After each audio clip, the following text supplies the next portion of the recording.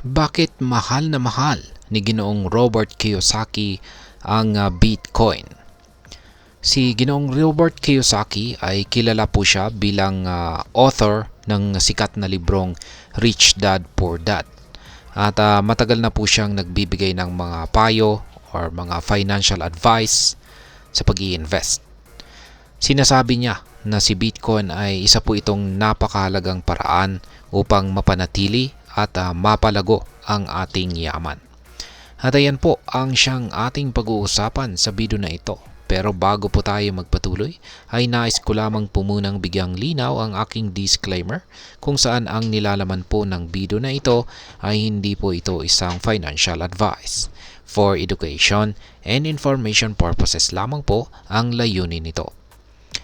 Ngayon ay ang unang tanong po natin dito ay ano nga ba ang paniniwala ni Ginoong Robert Kiyosaki tungkol sa fiat currency? Ayon po kay Ginoong Kiyosaki, ang fiat currency po kasi tulad ng US dollar ay fake o peking pera. Ayan. Bakit? Ang tanong ay bakit niya nasabi ito?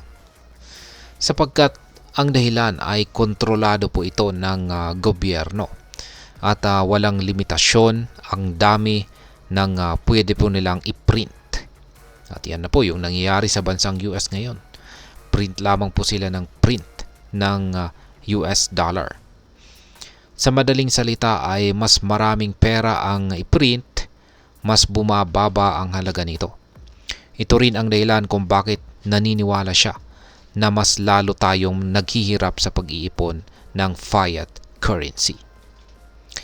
Ngayon ay ano po ang pagkakaiba ni Bitcoin sa fiat currency? Dito papasok si Bitcoin. Hindi po ito kontrolado ng gobyerno at may limitado lamang na supply. Ang kabuuang dami po ni Bitcoin ay limitado lamang sa 21 million na piraso lamang. Dahil dito ay nagiging mas mahalaga ito sa paglipas ng panahon. Kapag ang isang bagay ay bihira, mas tumataas po talaga ang halaga nito. Ito ang isa sa mga pangunahing dahilan kung bakit ini-endorso ni Ginoong Kiyosaki itong si Bitcoin bilang isang mas magandang investment kumpara sa fiat currency. Ngayon ay paano naman nakakatulong si Bitcoin sa pagyaman? Si Bitcoin ay hindi po pwedeng i-print ng kahit sinong gobyerno. Kaya nananatili pong limitado ang supply nito. Habang tumatagal, mas nagiging scarce o bihira po ito. Kaya tumataas ang demand at halaga nito sa market.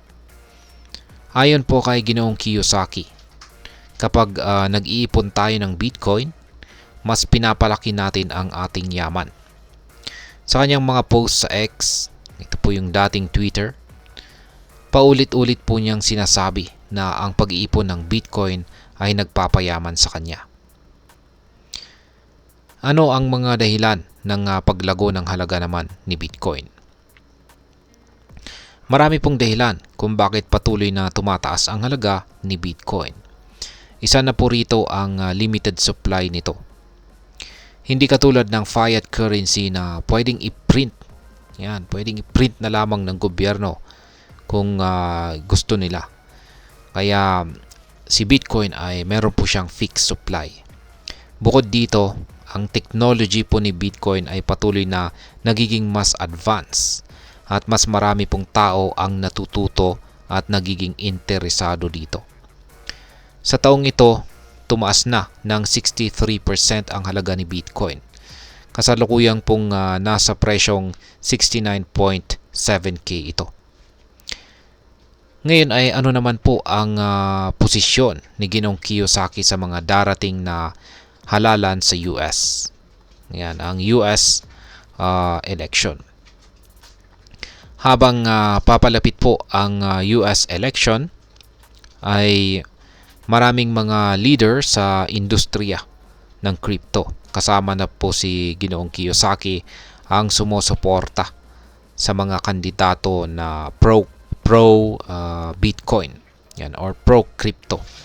Si Ginoong Donald Trump halimbawa ay naging isang pro crypto supporter at pinangako po niya na itatayo ang tamang kinabukasan para sa teknolohiyang ito.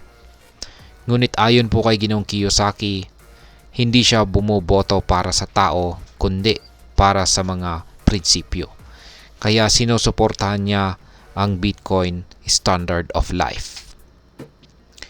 Ngayon ay bakit po mahalaga ang pananaw ni Ginoong Kiyosaki rito?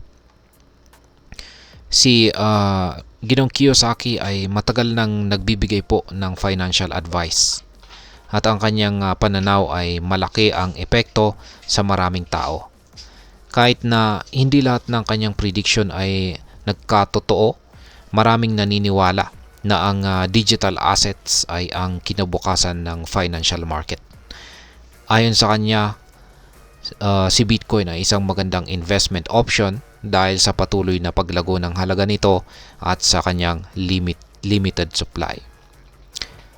Ngayon, ang aking opinion naman rito ay sa aking palagay, ang pananaw po ni Ginoong Kiyosaki ay nagbibigay po ng isang mahalagang perspektibo tungkol sa kung paano natin dapat tingnan ang ating mga investments. Ang pag-iipon po ng Bitcoin o iba pang hard assets ay maaari pong magbigay ng mas malaking kita kumpara sa fiat currency. Lalo na sa panahon ng mataas na inflation at pagtaas po ng utang ng gobyerno. Subalit, mahalaga ring tandaan na ang pag-i-invest sa Bitcoin ay may risk. Kaya bago po tayo mag-invest, mahalaga ang pagkakaroon po ng sapat na kaalaman at pag-intindi sa mga posibleng epekto nito. At ayan, hanggang dito na lamang po tayo sa video na ito mga ka-crypto. Sana po ay inyong nagustuhan ang aking paliwanag sa video na ito. Kung inyo po itong nagustuhan, pag-click lamang po ang like button nito. Para naman po sa mga bago lamang dito, kayo po ay aking inaanyayahan para mag-subscribe. Pag-click na rin po ang bell icon nito dahil ito po ang siya magsisilbing notification nito sa mga bago kong videos na akin pong ina-upload sa aking YouTube channel na ito. Marami pong salamat sa panonood. Ingat po tayo lagi at God bless po sa ating lahat.